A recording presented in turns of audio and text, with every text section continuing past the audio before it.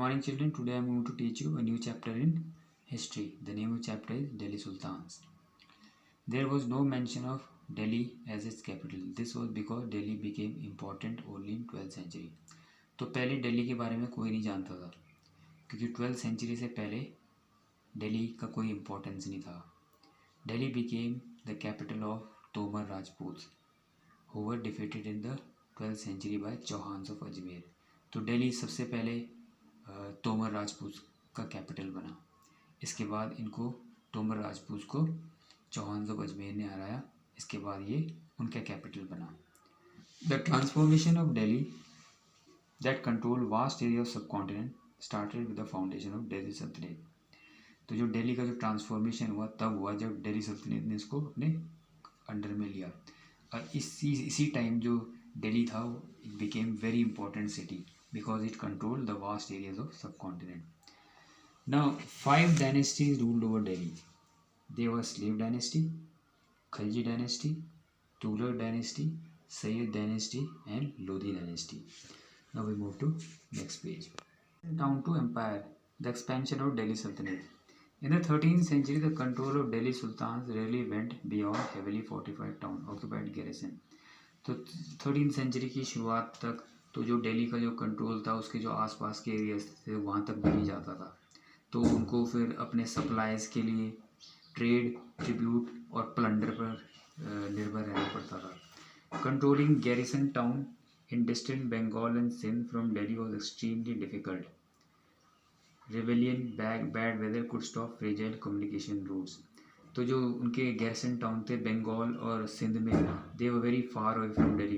तो उसको कंट्रोल करना बहुत मुश्किल होता था क्योंकि कभी रेबेलियन हो जाता था, कभी वॉर हो जाते थे और बैड वेदर की वजह से जो कम्युनिकेशन था उनके बीच में टूट जाता था. Now we move to next paragraph. The first set of campaign along the internal frontier of the sultanate aim at consolidation of hinterland of the garrison town. तो जो सबसे पहला जो मिलिट्री का जो अटैक था इट वॉज एम्ड एट, उसका जो मकसद था मेन वो था कि जो हिंटरलैंड जो आसपास के दिल्ली है, दिल्ली के जो आसपास के जो एरिया है उसको कंट्रोल किया जाए. तो during this campaign forest was clear. तो इन कैंपेन्स में जो दिल्ली के जो आसपास एरिया के जो फॉरेस्ट थे उसको क्लियर किया गया. वहाँ पे जो हंटर गैदरर्स थे उनको भगाया गया वहाँ से और ये लैंड फिर पीजेंट्स फार्मर्स को दिए गए ताकि so that they could do agriculture. The second expansion occurred along the external frontier of the Sultanate.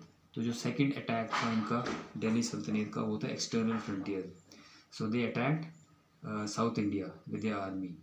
और जो जब इनकी आर्मी लड़ी सदर्न किंगडम से तो दे डिफीटेड देम और वहाँ से वो बहुत सारी चीज़ें कैप्चर करके लाए जैसे एलिफेंट्स, हॉर्सेस, स्लेव्स, इसके अलावा precious metals. Now we move to next paragraph. Administration and consolidation under Khaljis and Tughlaqs. The consolidation of kingdom as big as Delhi needed a reliable governance.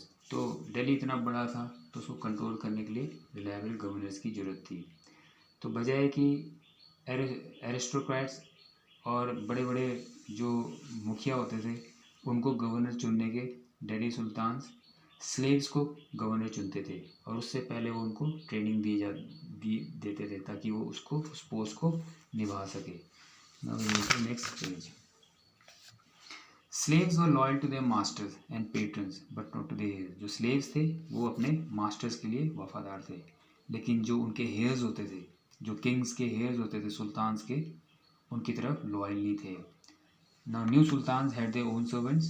As a result, the accession of a new monarch often saw conflict between old and the new nobility. तो जो नए sultans थे उनके अपने servants होते थे.